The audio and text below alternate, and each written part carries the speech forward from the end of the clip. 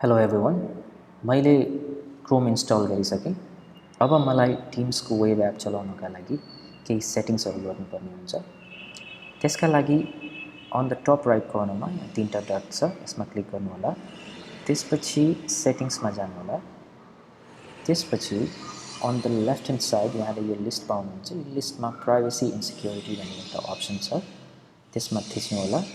त्यसमा थिचिसकेपछि यहाँ अर्को एउटा अप्सन आउँछ cookies and other site data भनेर। यसमा क्लिक गरिसकेपछि हामी अर्को पेजमा जान्छौँ। त्यसपछि यसलाई स्क्रोल गर्नुहोला। त्यसपछि यहाँ कस्टमाइज्ड बिहेभियर भन्ने एउटा सेक्सन छ।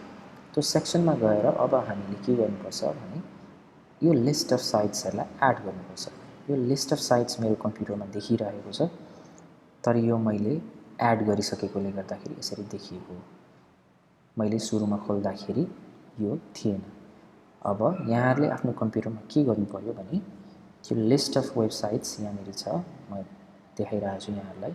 यहाँहरूले नोट डाउन गरेर राखेर त्यही टाइप गर्दा हुन्छ। अब म चाहिँ यहाँबाट कपी गर्छु अनि यता गएर यो एड थिच्छु। त्यसपछि यहाँ लगेर यसलाई पेस्ट गर्छु।